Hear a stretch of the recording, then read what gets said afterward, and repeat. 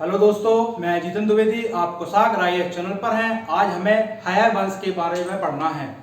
इसके पहले हम कारोश वंश, आपका चंद वंश, आपका इक्ष्वाकु वंश सब पढ़ चुके हैं और वैदिक काल के बारे में भी बता चुके हैं, जहां हमने ऋग्वैदिक काल के बारे में बताया था कि उस समय का जो आर्य था वो आपका सतसेंदो प्रदेश में निवास करता था और उत्तर वैदिक काल में जो आर्य था वो आपका गंगा यमुना द्वीप तक पहुंच चुका था। और उत्तर वैदिक काल में राजवंशों की या जो एक राजवंशों की स्थापना या उदय देखने को मिलता है, क्योंकि यहाँ राजा वंशानुगत हो जाता है। इसके पहले आपको बताया था ऋग्वैदिक काल में कि राजा को सभा समिति नामक जो संस्थाएं थी वो उनको राजा को चुनती थी और राजा का जो कार्य होता था वो जनता की सुरक्षा करना होता था और राजा को जो बलि नामक कर होता था वो स्वेच्छा से जनता वहां की दिया करती थी। परंतु अब राजा उसको अपना अधिकार समझने लगता है, यहाँ राजा शक्तिशाली हो जाता है और जो सभा समिति नामक संस्थाएं थी पहले ऋग्वैदिक काल में, वहां इनकी महत्ता लगभग ही समाप्त हो जाती है। और जब राजा उदय देखने को मिलता है तो हमें, क्योंकि मध्य प्रदेश का इतिहास पढ़ रहे हैं, तो यहाँ यह देखना है कि मध्य प्रदेश में कौन कौन से राजवंशों का उदय हुआ है, क्योंकि एग्जामों में आपने देखा है कि हमें कुछ महत्वपूर्ण राजवंशों के बारे में भी देखना है। तो आप देखते हैं कि यहाँ हमने पिछली क्लास में आपको कारोश वंश के बारे में बताया था, क्योंकि जो वैदिक काल में हमें अनुश्रुति आधारित इतिहास का जो लेखन हुआ है आपका, उनको ही हम यहाँ डील करना है। यहाँ हमें सामाजिक व्यवस्था, उसकी अर्थव्यवस्था, उसका राजनीतिक परिदृश्य, ये सब हम आपको जब भारतीय इतिहास वाला पोर्शन पढ़ाएंगे तो वहाँ सब विस्तार से ही चर्चा करेंगे कि वैदिक काल एक ग्रामीण सभ्यता थी। ऋग्वैदिक काल का जो मनुष्य था वो पशुपालन का व्यवसाय उसका प्रमुख था, कृषि उसका गौण था। फिर ऋग्वैदिक काल में आपके अग्नि इंद्र देवता की देवों की महत्ता थी। और फिर उसके बाद आपकी जब उत्तर वैदिक काल में आते हो तो ब्रह्मा या प्रजापति और रुद्र की यहाँ महत्ता बढ़ जाती है, किस प्रकार वहाँ स्त्री की स्थिति थी। फिर उत्तर वैदिक काल में और महिला की स्थिति खराब हो जाती है, किस तरीके से अर्थव्यवस्था वहाँ थी। ये सब भारतीय इतिहास का पोर्शन है आपका, क्योंकि हमें एमपी की हिस्ट्री को पढ़ना है तो यहाँ हमें उन स्थलों के बारे में, उन एविडेंसों के बारे में जहां मध्य प्रदेश का जिक्र हुआ है। तो आप देखते हैं कि हमें सिंधु सभ्यता नहीं पढ़ते हैं, यहाँ हम ऋग्वैदिक काल के जो हमें ऐतिहासिक एविडेंस प्राप्त हुए हैं उनके बारे में भी नहीं पढ़ते। उत्तर वैदिक काल में कुछ राजवंशों का उदय मध्य प्रदेश में हुआ है, उनको ही हम यहाँ देखते हैं। उसमें आपने देखा कि जो मनुष्य परंपरा के आपके अंतिम मनुष्य मनु थे, उनकी संतानों से किस प्रकार राजवंशों का उदय देखा है। आपने कारोश वंश को देखा कि मनु के एक पुत्र का नाम कारोश रहता है, जिससे कारोश वंश की स्थापना हो जाती है और जो आपके वर्तमान में रीवा बघेलखंड वाला एरिया होता है। फिर उनकी पुत्री का विवाह जो उनका सोम वंश या चंद वंश में हो जाता है, उसी को यल साम्राज्य भी कहते हैं। और जब उस विवाह हो जाता है यल साम्राज्य में, तो जो एला के पुत्र होते हैं आपके आशु और अमावशु, आयु और अमावशु दो पुत्र होते हैं। तो आयु की आयु में तो तृतीय पीढ़ी में या तीसरी पीढ़ी में यताति होते हैं और यताति के जो पुत्र होते हैं ये वही यताति है जिसने एल साम्राज्य का विभाजन किया था। तो यताति के जो 5 पुत्र होते हैं, हमने वहां 5 पुत्रों के बारे में नहीं पढ़ाया था, केवल यदु के बारे में पढ़ाया था कि जो कि यादव वंश के संस्थापक हो जाते हैं और उनको चरणामती आपके सुक्तामती वाले जो क्षेत्र प्राप्त हुए थे, क्योंकि इतिहास उन्हीं का होता है जो कुछ कार्य करते हैं। तो हमने वहां यदु को देखा था, जी आप यहाँ यदु को देख रहे होंगे। और वहां बताया था कि यदु के भी क्या होते हैं, 2 पुत्र होते हैं। एक होता है क्रोस्टेट, जिनके यादव जिसकी संतान यादव वंश कहलाए, और एक होते थे सहस्त्राजित, इसकी पिछली क्लास में हमने सब पढ़ाया है, उनकी संतान आपके हया वंश कहलाई। तो वो क्या हुए, यदु के, यदु का पुत्र हुआ सहस्त्राजित और उसके जो संतानें कहलाई वो आपकी हया वंश कहलाई। तो वो क्या हुए, यदु के पौत्र हुए। तो अब आपको समझ में आ गया होगा कि ये यदु कौन बात कर रहा है, ये यादव वंश के जो संस्थापक थे, इनके जो पौत्र हुए वो आपके हया वंश कहलाए। अब इस वंश के बारे में भी हमें कुछ देखना है। यहाँ भी कुछ महत्वपूर्ण प्रतापी शासक होंगे, उनने क्या कार्य किए होंगे वो हम यहाँ देखेंगे। जैसे आपने इसके पहले देखा था इक्ष्वाकु वंश के बारे में, वहां देखा था कि मंधाता एक प्रतापी राजा हुए, उनकी संतानें 3 हुई, एक पुत्री हुई और एक संतान ने जाके नाग वंशों की मदद की। जिससे उन्होंने नागवंशीय शासक प्रसन्न होकर उन्हें अपनी पुत्री का विवाह करा दिया। वहीं आपने मुचुकुंद का भी सुना था, इन्होंने अपने पिता के नाम पर खंडवा नगरी जो मंधाता या महेश्वर नगरी कहलाती थी, दुर्ग का निर्माण कराया था नर्मदा वाले एरिया में, और उसके नाम पर उन्होंने अपने पिता के नाम पर उस जगह का नाम रखा था। तो जो आपके वो मुचुकुंद है यहाँ, इन्हें कौन हरा देता है? यहाँ इस वंश का शासक महेशमंत क्या होता है, इनको हरा देता है और जो वो दुर्ग छीन लेता है। कौन सा दुर्ग? जिसका नाम महेशमती या वर्तमान में महेश्वर आप देखते हो, ये क्या कर लेता है, वो छीन लेता है और साथ ही ये नागों को भी हराता है। जो नागवंशीय शासक थे आपके नर्मदा किनारे वाले, उनको भी ये हरा देता है। तो कैसे आपने देखा कि एक मुचुकुंद जो आपके इक्ष्वाकु वंश के होते हैं, वो जो आपके हया वंश के होते हैं, और किस तरीके से उन्हें पराजित करते थे। क्योंकि आप जब भी राजवंशों में देखते हो तो क्या है देखते हो कि एक जैसे मौर्य काल पढ़ाएंगे हम आगे आपको कि इन शासक ने उनको हरा दिया, उनने उनको हरा दिया, उनके पुत्र ने इनको हरा दिया, उनके पुत्र ने, ये सब इसी तरीके से जो इतिहास यहाँ अनुश्रुति आधारित है वो आपको यहाँ देखने को मिल रहा है। किस तरह से मंधाता होते हैं, किस तरीके से उनके पुत्र होते हैं, फिर उनको कौन हरा देता है। तो यहाँ मुचुकुंद को हरा देते हैं महेशमंत। ठीक, अब जो इस साम्राज्य में सबसे महत्वपूर्ण इस वंश में जो शासक होते हैं वो होते हैं आपके कीर्तवीर या सहस्त्रबाहु या सहस्त्रार्जुन या अर्जुन। ये कोई भी नाम आपको देखने को मिले वो सब एक ही है। इनके बारे में आपने कई कहानियां भी सुनी होगी एमपी के परिदृश्य, किस तरीके से जो एक बाहु है, इन्होंने लंका के रावण को भी हराया। इसलिए आपने कई जगह इनकी अनुश्रुतियों या जो टीवी में सीरियल्स आपने देखे होंगे उनमें आपने कई बार देखा होगा या सुना होगा किसी से। इनके बारे में कुछ जान लें आप, क्योंकि इंपॉर्टेंट है आपको प्रीलिम्स के दृष्टिकोण से भी और मेंस में भी आ सकता है, परंतु प्री के हिसाब से बहुत इंपॉर्टेंट है। कैसा?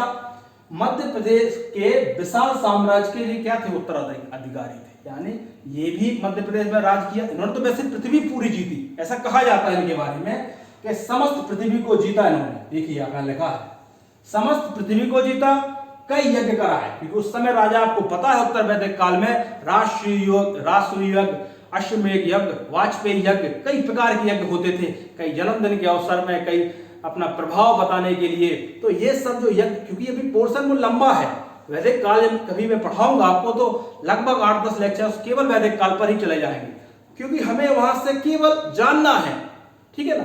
तो उस समय जो यज्ञ होने लगे थे तो इन्होंने भी यज्ञ कराए।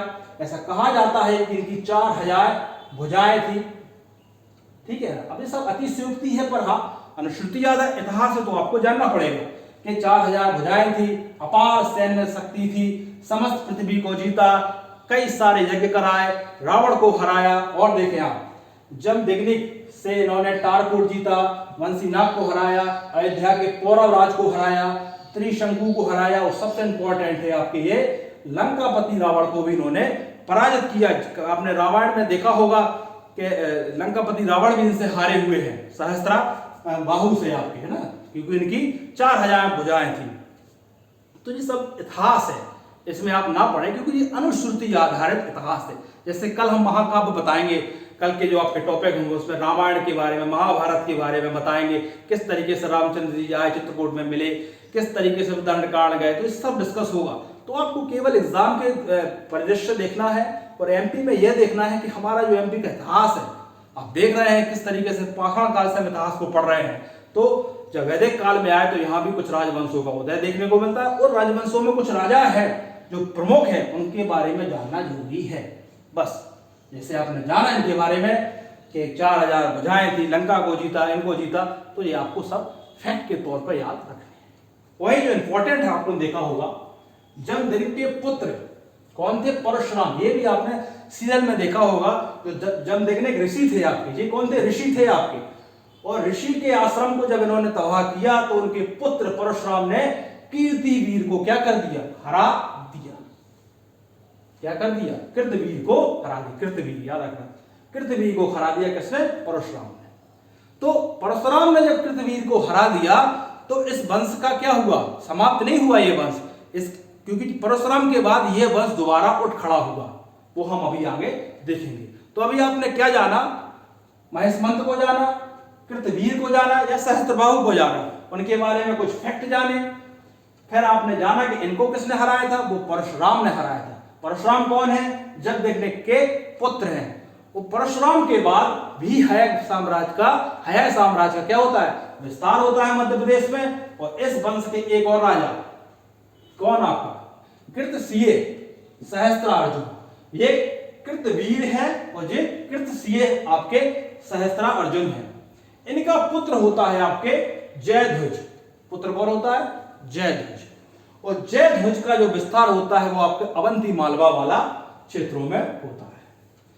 आप हमेशा ही देखना, प्राचीन भारत देख लो, मौर्य काल देख लो, आप मिडिवल भी देख लो, मालवा की महत्ता हमेशा देखने को आपको मिलती है। महाजनपद काल भी देखोगे तो भी अवंती एक जनपद काल देखना है। इसके बारे में हम आपको एक लंबा डिस्कस करके बताएंगे, जहां अवंती की स्पेशल पढ़ाएंगे आपको कि अवंती कितना इंपॉर्टेंट है आपको मध्य प्रदेश की दृष्टि से। अब जो आपके जयध्वज थे, इनका पुत्र होता है तालझंग, ठीक है। और तालझंग के होते हैं 5 पुत्र। कितने पुत्र होते हैं, 5। ये सब आपको ध्यान रखना है। पहला होता है इनका बीतिहोत्र, दूसरा ससार्थ, तीसरा भोज, चौथा अवंती, 5वां कुंडीके। ये इनके 5 पुत्र होते हैं। तो आपने देखा है जयध्वज का पुत्र तालझंग। ये कब की बात हो रही है, जब कृतवीर को हार जाते हैं। उनके बाद फिर कृत जो आपके आते हैं, उनके पुत्रों के लिए चलता है। तो आप देखते हैं यहां बीतिहोत्र, ये 1st और 5th, इनका जो क्षेत्र होता है वो विंध्याचल और बुंदेलखंड वाला होता है। इसलिए आपको जानना है विंध्याचल वाला रीजन और बुंदेलखंड वाला, ये 2 रीजन में ये दोनों शासक राज करते हैं। अवंती का मालवई में है, पता है आपको। तो ये जो इनके पुत्र होते हैं आपके तालझंग के 5 पुत्र, और यहां आके आपका जो आपका हया साम्राज्य है या हया वंश है वो लगभग यहां समाप्त हो जाता है। इसके बारे में हमें कोई स्रोत प्राप्त नहीं हुए, तो आपको बस यहां तक रखना है। मेनली जो आपको जानना है वो आपको सहस्त्रार्जुन या सहस्त्रबाहु या कृतवीर के बारे में ही जानना है। क्योंकि जब भी आपसे क्वेश्चन पूछा जाएगा, जैसे मंधाता के बारे में क्यों पूछा जाता है, मंधाता आपके इक्ष्वाकु वंश के एक प्रतापी शासक होते हैं, ठीक है ना। और उनसे पूछा जाता है कि ये किस वंश के हैं।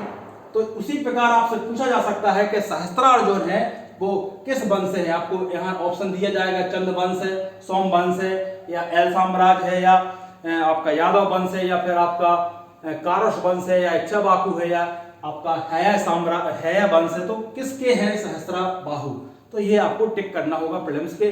और इनके बारे में जो आपने जाना, क्या भुजाएं थी, किनको हराया, और इनको किसने हराया, परशुराम ने हराया। तो आपको ये इतिहास जो कहानी के हिसाब से है, जो हम पढ़ाते हैं आपको कहां से कैसे लिंक होती है, वो आपको याद यहां हो रहे होंगे। कुछ और अनुश्रुति आधारित इतिहास यहां बसते हैं, जैसे विदर्भ वाला जो क्षेत्र है, जब मध्य प्रदेश का अभी आप जो नया गठन देखते हो, उसके पहले विदर्भ का भी कुछ हिस्सा या छत्तीसगढ़ का लगभग बहुत सारा हिस्सा मध्य प्रदेश में था, वैसे ही विदर्भ का भी यहाँ बहुत सारा हिस्सा था। तो उस समय विदर्भ के जो कौशिक थे, किस वंश के थे, यादव वंश के थे। उनका विस्तार आपका श्रवणवती और सुप्तमती यानी केन और चंबल, ये दोनों देखा जाए तो लगभग एक चेदी बनता है जो महाजनपद काल में है। और बुंदेलखंड का पूरा रीजन आ जा रहा है इसमें, तो इनका विस्तार क्यों पढ़ के हो रहा है, क्योंकि मध्य प्रदेश से कनेक्टेड है। और इन्हीं के विदर्भ के ही एक शासक होते हैं भीमरथ। भीमरथ की पुत्री होती है दमयंती। दमयंती का विवाह होता है नलपुर के राजा नल से। जो आप नरवर नाम सुनते हो आप, वो इन्हीं के नाम पर पड़ा है। क्या कि नलपुर का जो नरपुर है वो आपके नलपुर राजा के नाम पर पड़ा हुआ है। वो राजा थे नल। किनसे विवाह हुआ, दमयंती से हुआ। कौन है दमयंती, भीमरथ की पुत्री है। भीमरथ कौन है, विदर्भ के एक शासक है, और विदर्भ से कौशिक, ये 2 विदर्भ की यहाँ इंटरकनेक्टेड थे मध्य प्रदेश में। तो आपको यहाँ दिखा दिए। बाकी इसके बारे में आप समझ चुके हैं, हयावंश साम्राज्य के बारे में, कि यदु के जो पौत्र थे उससे साम्राज्य का विस्तार होता है। और इसमें सबसे इंपॉर्टेंट हमने बताया है, आप महेश मंत्र को याद रखेंगे, और सहस्त्रबाहु, कृतवीर, जो भी इनके नाम चारों हैं वो सब एक ही है। इनके बारे में कुछ तथ्य रखेंगे। इस तरीके से आपकी जो वंश बली थी, जैसे आपके कारुष वंश थे, आपके चंद्र वंश थे, आपका यादव वंश थे, आपके जो है वंश थे, इक्ष्वाकु थे, ये सब आपको अब क्लियर हो रहे होंगे। और अब हमारा जो नेक्स्ट क्लास है वो आपको हम महाकाव्य काल के बारे में बताएंगे। इसमें हम महाभारत, आपकी रामायण में जो कुछ इतिहास मध्य प्रदेश से कनेक्टेड है वो हम उनका जिक्र करेंगे कि जो रामायण में आपने अनुश्रुति आधारित इतिहास देखा है वो किस तरीके से मध्य प्रदेश के कुछ स्थलों में उनका जो हमें साक्ष्य एविडेंस प्राप्त हुए हैं वो भी अनुश्रुति आधारित इतिहास रहेगा। क्योंकि वैदिक काल को भी आपने देखा, यहाँ हमने सामाजिक आर्थिक राजनीतिक पक्ष नहीं बताया आपको, यहाँ हमने उन राजवंशों को बताया जो मध्य प्रदेश के क्षेत्रों में उनका स्थापना हुई या कहीं ना कहीं वो कनेक्ट थे मध्य प्रदेश में। तो इस तरीके से हम महाकाव्य काल को भी देखेंगे और फिर हम महाजनपद काल जाएंगे। महाजनपद काल में आपको पता है चेदी और अवंती दो जनपद जो है मध्य प्रदेश से संबंधित है, उनके बारे में भी हम देखते हुए हम मौर्य काल में बढ़ जाएंगे। इस तरीके से आपका जो एमपी की हिस्ट्री चल रही है वो पूरे भारतीय इतिहास जैसा आप पढ़ते थे वैसे ही हम इसको यहाँ प्राचीन कंप्लीट करेंगे, फिर मध्यकाल कंप्लीट करेंगे, फिर आधुनिक कंप्लीट करेंगे। किस तरीके से मध्य प्रदेश का योगदान स्वतंत्र आंदोलन में था, फिर आपका यहाँ से लगभग हिस्ट्री कंप्लीट हो जाएगी। तो आप जिस तरीके से नोट्स अभी तक बना रहे हैं वैसे बनाते रहिए। जो हम बोल रहे हैं कुछ चीजें आपको यहाँ बता दी जाती हैं, उसको आप एक कहानी फॉर्म में, फैक्ट फॉर्म में, नोट्स के फॉर्म में आप अपने हाथों से तैयार रखें। और जो कुछ भी सोर्स या आपको इस वंश के बारे में या जो पढ़ा है उसके बारे में कहीं और से भी मिलता है तो वो भी आप अपने नोट कॉपी में नोट करें। क्योंकि नोट्स आप जब खुद बनाते हो तो वो उसमें कई सोर्सों की आवश्यकता हो जाती है। कई बार आप किताबों से देखते हो, कई बार आप ऑनलाइन पढ़ते हो, कई बार आप ऑफलाइन कोचिंग पढ़ते हो, तो जहां से भी हो पर नोट्स आपके खुद के होना चाहिए। यहाँ ऐसा नहीं कि आप किसी की भी कॉपी पेस्ट कर लें या पीडीएफ डाउनलोड कर लें, इससे कोई सिलेक्शन नहीं होता है।